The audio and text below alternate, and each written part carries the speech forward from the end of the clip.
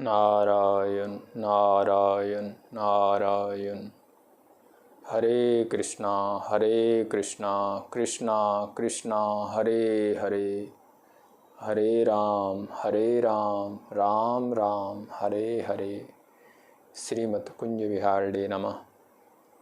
श्री बिहारी जी के चरणों में आप सभी के लिए मैं मंगल प्रार्थना करता हूँ।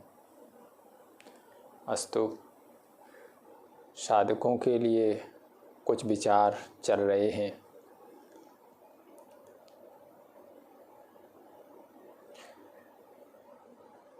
कल मैं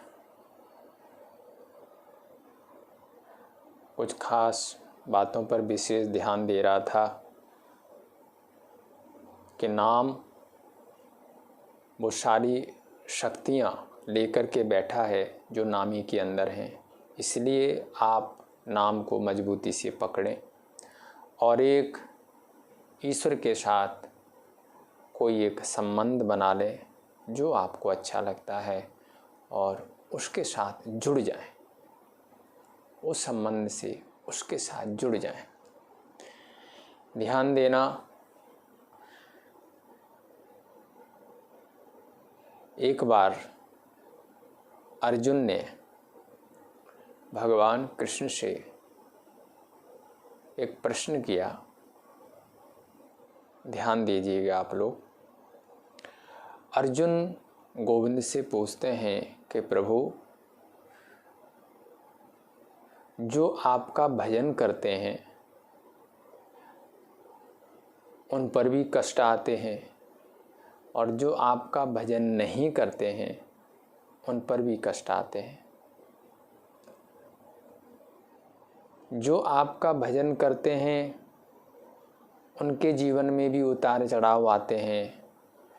व्यापार में नुकसान होता है, कोई एक्सीडेंट होता है, बहुत सारी दुखद घटनाएं जो आपको मानते हैं उनके जीवन में भी घटती हैं और जो आपको नहीं मानते हैं उनके जीवन में भी घटती हैं।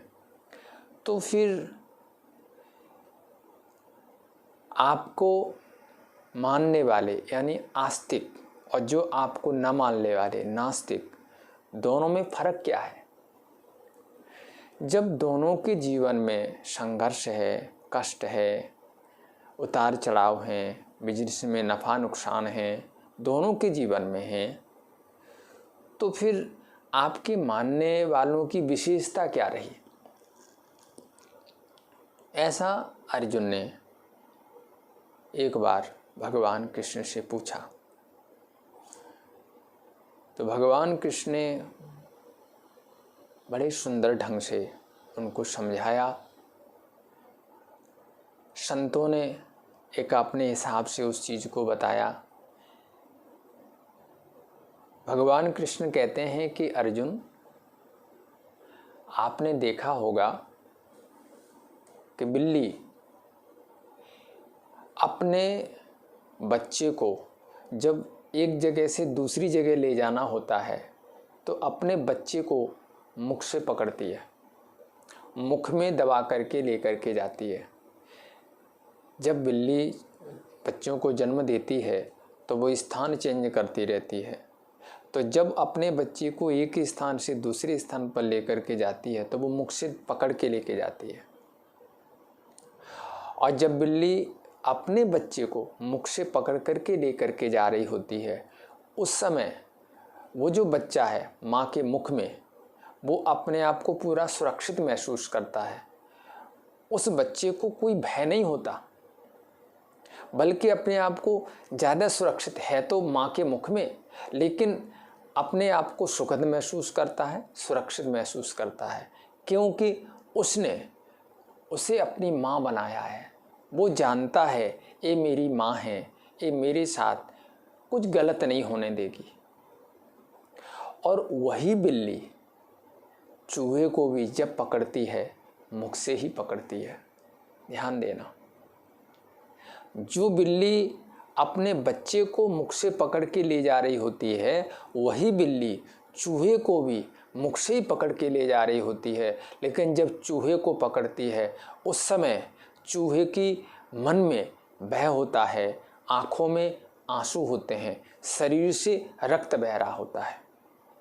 दोनों को बिल्ली ने मुख से पकड़ा है, दोनों को लेकर के जा रही है, लेकिन एक के जीवन में हर्ष है, एक के जीवन में भय है, एक के जीवन में निश्चिंता है, एक के जीवन में चिंता है।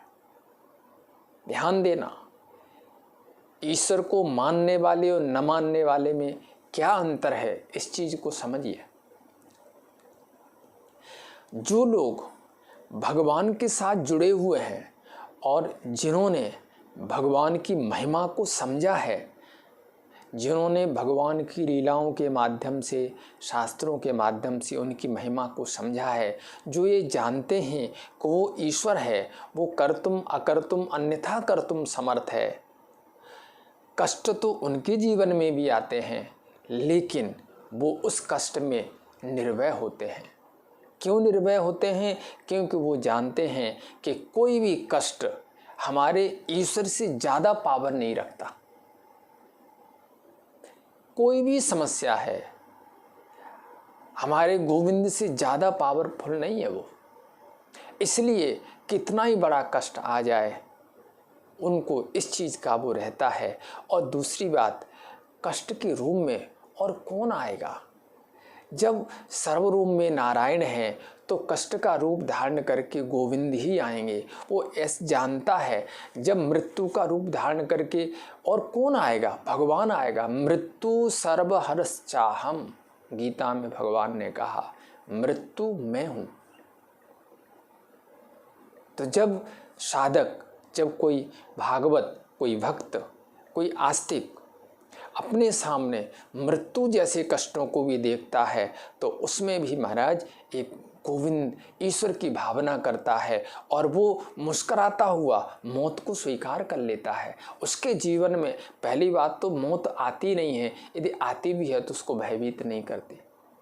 लेकिन जो नास्तिक है, जो अनीश्वरवादी है, जो ईश्वर को नहीं मानता है, ध्यान देना, जब उसके जीवन में कोई समस्या आती है तो वो ईश्वर के सामने जाकर के कहता है कि इस समय कष्ट, पहली बात तो वो ईश्वर के सामने कभी जाता ही नहीं, वो जाना ही नहीं चाहता। और यदि मान लो कोई व्यक्ति बार बार असफल होकर के चला भी जाता है तो उसको ईश्वर से ज़्यादा बड़ा कष्ट दिखाई देता है। वो या तो उस कष्ट का भार ईश्वर पर डालना चाहता है या फिर लोगों को ढूंढता है किसके कारण से कष्ट आया, किसी न किसी को जिम्मेवार उस कष्ट का बना देता है। अपने मित्र को, अपने बेटे को, अपने बाप को, अपने पति को, पत्नी को, ओ इसके कारण से समस्या आई। तो सबसे बड़ा फर्क यही है कि यदि हम उसके बच्चे बन जाएंगे तो जब हमारे जीवन में कोई संघर्ष आएगा, यानी जब कोई कष्ट भी आएगा, तो हम उस समय निश्चिंत रहेंगे उस बिल्ली के बच्चे की तरह कि मैं हूँ तो उसके दांतों के अंदर, लेकिन मैं जानता हूँ ये मेरी माँ है, ये मुझे कोई भी कष्ट नहीं होने देगी। और जब हम ईश्वर को नहीं मानते हैं और जब जीवन में कोई संघर्ष आता है तो हम चूहे की तरह होते हैं, जो कि होते तो हैं ईश्वर के मुख में, उस बिल्ली के मुख में चूहा होता है, लेकिन वो इस समय पूरा भयभीत होता है, उसके शरीर से रक्त बह रहा होता है, उसकी आंखों से आंसू बह रहे होते हैं। इसलिए भगवान कहते हैं कि जो व्यक्ति मेरे ऊपर आधारित है, जिसने अपना सब कुछ मुझे मान लिया है, भगवान ने ये बात गीता में बार बार कही है कि अनन्यास चिंतयन्तो माम ये जनाः पर्युपासते तेषां नित्याभियुक्तानां योगक्षेमं वहाम्यहम्। जो हे अर्जुन, जो अनन्य है, जिनका कोई अन्य आश्रय नहीं रहा, जिन्होंने सारे आश्रयों को छोड़ दिया है, जो केवल और केवल मेरा ही आश्रय लेकर के बैठे हुए हैं, जिन्होंने ये सौगंध खा रखी है कि यदि कोई समस्या आएगी भी तो उसका समाधान भी आपको ही करना पड़ेगा, मैं किसी और के पास नहीं जाऊंगा। जो पूरी तरह से न अन्यः इति अनन्य, जो पूरी तरह से हमारे ऊपर आश्रित हैं, उनका योगक्षेम मैं वहन करता हूँ। जो उनको आवश्यकताएं हैं उनकी मैं पूर्ति करता हूँ, और जो उनके पास है उसकी रक्षा भी मैं करता हूँ। क्षेमम, योग और क्षेम, नहीं है वो लाके देता हूँ, जो है उसकी मैं रक्षा करता हूँ। इसलिए मैंने पहले भी आपसे कहा है, मैं आज फिर आपसे कह रहा हूँ, यदि आप लोग इस धर्म के पथ पर चलना चाहते हो तो कुछ ऐसा करो कि ईश्वर के साथ आपका अपनापन जुड़ जाए। ईश्वर के साथ इस सारी सृष्टि का, लोग तो कुछ भी कहें, लेकिन इस सारी सृष्टि का एक मालिक है, और उसको हमारे यहाँ हमारे धार्मिक ग्रंथों में, हमारे वेदों में भगवान, ईश्वर, परमात्मा आदि नामों से कहा गया है। यदि तुम उसे पकड़ लोगे तो निश्चित है कि आपको ये जगत कोई भी बाधा नहीं डाल पाएगा। एक दृष्टांत आता है, महाराष्ट्र की ये घटना है। एक कोई कन्या थी, तो उसके माता पिता बचपन से ही विट्ठल नाथ जी के दर्शन करने के लिए जाया करते थे। ध्यान देना, विट्ठल जी के दर्शन करने के लिए जाते थे तो माता पिता के साथ वो बच्ची भी जाया करती थी। और महाराज, बच्चों का हृदय बड़ा साफ सुथरा होता है। उनका उस कन्या का विट्ठल नाथ जी के साथ बहुत ज़्यादा प्रेम हो गया। तो उसने मन में धारणा कर ली कि मैं साल में एक बार तो उनके दर्शन करने के लिए आया ही करूँगी। उसके बाद वो बड़ी हुई और उसका विवाह हो गया। संयोग से जिस घर में वो गई उस घर में सभी लोग नास्तिक थे। वो कहीं जाते आते नहीं, मंदिर से, धर्म से बहुत दूर रहते हैं। कई बार ये भी एक कोई लीला होती है, जब भक्त किसी ऐसे घर में पहुंच जाता है तो वहाँ पर यहाँ भी वो ईश्वर की महिमा को बढ़ा देता है। तो अब उस घर में वो गई तो वहाँ उसने जाकर के वातावरण देखा तो वहाँ तो न कोई पूजा है न पाठ है, लेकिन उसने अपने मन में सोच लिया कि मुझे जो करना है मैं तो वो करूँगी। तो वो अपना जो नित्य नियम है, अब जब उसने शुरू किया तो परिवार वाले विरोध करने लग गए। और देखिए, ये माया के दो पहलू हैं, ध्यान देना। ये माया के दो चरण हैं। जब कोई भी साधक इस पथ पर चलता है तो प्रारंभ में उसका विरोध होता है, ये माया का पहला विघ्न है। और फिर यदि वो इसको पार कर जाता है तो फिर माया दूसरा एक, और ये भी माया का ही एक दूसरा चरण है कि फिर संसार के लोग उससे प्रेम करने लग जाते हैं और अपने पहले तो विरोध से डराते हैं, फिर प्रेम के माध्यम से वापस अपनी तरफ खींचने लग जाते हैं। और बेचारा वो पहले वाला तो पार कर जाता है, लेकिन जो दूसरा, जब वो प्रेमी बन करके जाते हैं तो दोबारा फिर आसक्त हो जाता है।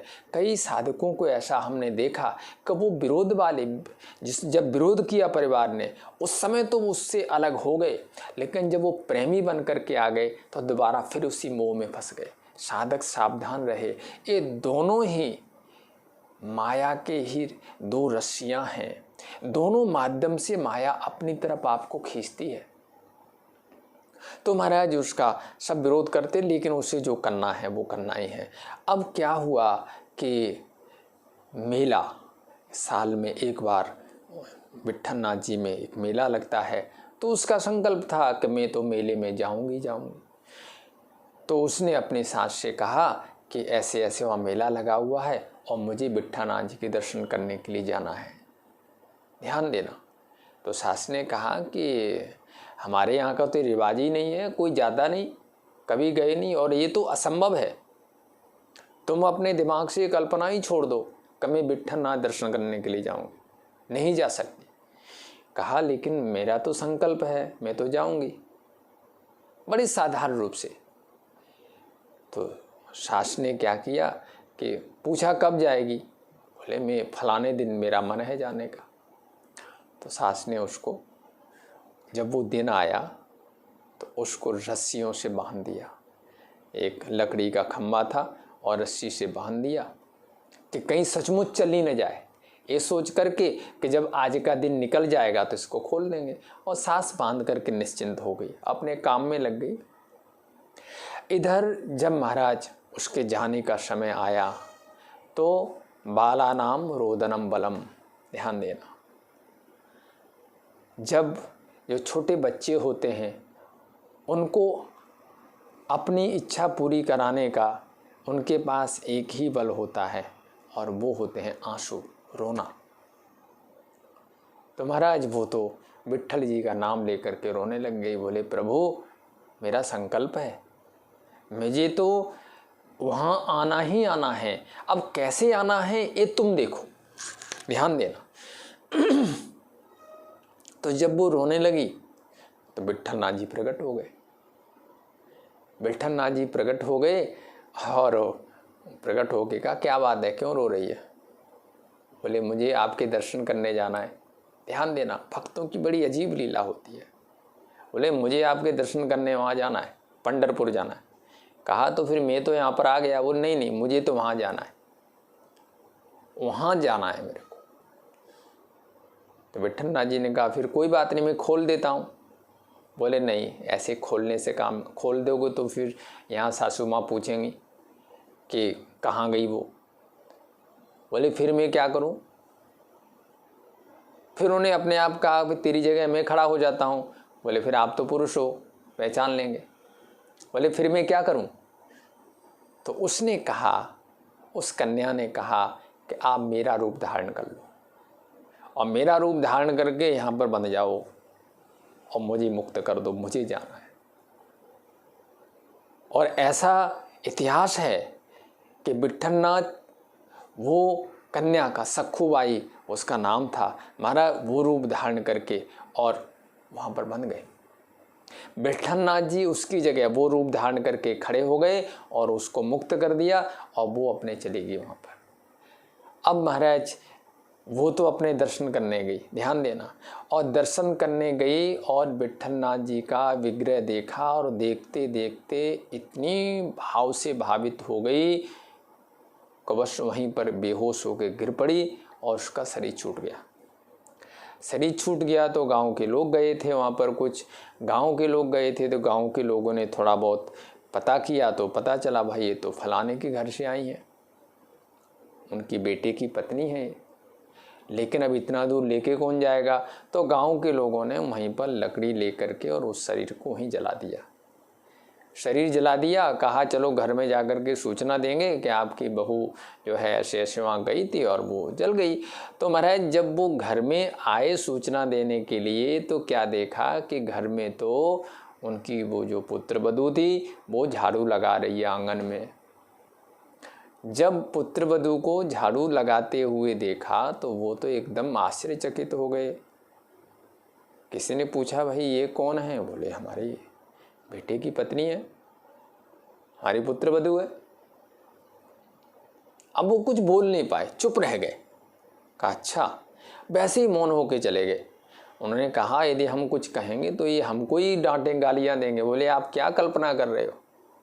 अब महाराज देखिए उसने तो अपना शरीर छोड़ दिया और इधर विट्ठल नाथ जी वो सखुबाई बन करके उस कन्या का रूप धारण करके घर के सारे काम कर रहे हैं, बर्तन साफ कर रहे हैं, कुएं से पानी भर के ला रहे हैं, रात को सासू माँ के चरण दबाते हैं, सारा कुछ कर रहे हैं। महीना निकल गया। उधर रुक्मिणी जी मन में विचार करने लग गई, बोली पता नहीं ये कहाँ गायब हो गए, ये दिखाई नहीं दे रहे हमको। तो नारद जी को याद किया, नारद जी से पूछा कि हमारे वो कहाँ हैं? बोले वो तो कहीं फंस गए, अब वो नहीं आ सकते। बोले क्या हुआ? तो सारी कहानी उन्होंने बता दी। जब बताई सारी कहानी तो जाकर के देखा तो वो सचमुच में वो बने खड़े हैं और घर में कुछ काम कर रहे हैं। तो रुक्मिणी जी ने पूछा प्रभु ये क्या है? बोले अब कुछ भी हो, वो तो वहाँ गई थी दर्शन करने के, मर गई और मुझे अपनी जगह खड़ा कर गई है। अब या तो वो आए तो मैं यहाँ से मुक्त हूँ, नहीं तो फिर उसकी जगह मुझे यहाँ रहना पड़ेगा। महाराज रुक्मिणी जी को चिंता हो गई, वापस गई और जहाँ उसको जलाया था उसकी अस्थियों को इकट्ठा किया और उस पर जल छिड़क करके अपने संकल्प से वो जो सखुबाई थी, वो जो जीव था, उसको वापस बुलाया, उसमें डाला, वो वैसा ही बना करके तैयार कर दिया। रुक्मिणी जी ने वापस सखुबाई का शरीर तैयार कर दिया और जब वापस घर में आई, आने के बाद वो घर में काम करने लग गई और विट्ठलनाथ जी वहाँ से अदृश्य हो गए। जब विट्ठलनाथ जी अदृश्य हो गए तो अब बात कुछ महीने निकल गए तो धीरे धीरे चर्चा होने लग गई सारे गांव में कि लोग आपस में कह रहे थे कि भाई इनकी जो पुत्र वधू है उसको तो हम अपने हाथों से जला करके आए, संस्कार करके आए हैं, लेकिन बड़े आश्चर्य की बात है इनके घर में वो काम कर रही है। ये क्या नाटक है, क्या लीला है, कुछ समझ नहीं। तो ये धीरे धीरे चर्चा होते होते इनके खुद के घर में भी आ गई। तो सास को पता चला कि ऐसे ऐसे गांव में चर्चा हो रही है। तो सास ने एक दिन उसको बहू को बुला करके पूछा, पुत्र वधू को बुला करके पूछा कि क्या तू पंढरपुर गई थी? तो उसने सिरे ला के कहा हाँ मैं गई थी। गई थी? बोले हाँ मैं गई थी। बोले फिर यहाँ पर तो तू थी, मेरे सामने मेरे सारे काम कर रही थी। बोले वो मैं नहीं थी, वो तो विट्ठलनाथ जी थे। क्या कहा? बोले विट्ठलनाथ जी थे। तो इसका मतलब हमारे घर का सारा झाड़ू पोंछा, पानी भरना, रात को मेरे पैर दबाना, ये सब उन्होंने किया? उसने कहा हाँ उन्होंने किया, ये सब कुछ उन्होंने किया। जब महाराज इतना, जैसे ही सास ने सुना, सास ने अपनी पुत्र वधू के पैर पकड़ लिए और पैर पकड़ करके सास रोने लग गई। कहा ओहो मैंने इतना बड़ा अपराध किया, मैंने जो त्रिलोकी नाथ हैं उनसे मैंने अपने पैर दबाए, अपने घर में झाड़ू लगवाया, और बड़े आश्चर्य की बात है कि मेरी पुत्र वधू के रूप में एक कौन महापुरुष आ गया है जिसने विट्ठलनाथ जी को मजबूर कर दिया हमारे घर में काम करने के लिए।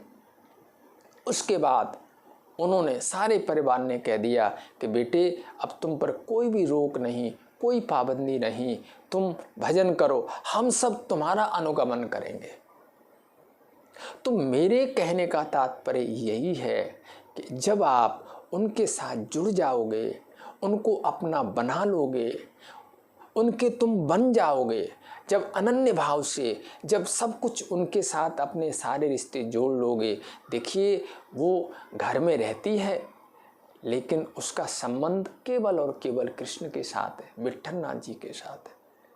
तो ये तुम देखो, तुम अपने मन की खुद मीमांसा करो, अपने चित्त में स्वयं झांको, हमारी कहाँ कहाँ अटैचमेंट है, कहाँ कहाँ हमारा लगाव है। जिस दिन तुम्हारा लगाव बिहारी जी के साथ सच्चे दिल के साथ हो जाएगा और लगाव के साथ साथ अन्यत्र कहीं और लगाव है, जब वो हटने लग जाएगा तो निश्चित है जैसे विट्ठलनाथ जी स्वयं आ गए थे और उस कन्या को मुक्त कर दिया, ऐसे ही तुम्हारे पास भी आएंगे और जो भी बाधाएं हैं उन्हें स्वयं ये बिहारी जी हटा करके तुम्हें भी वृंदावन बुला लेंगे।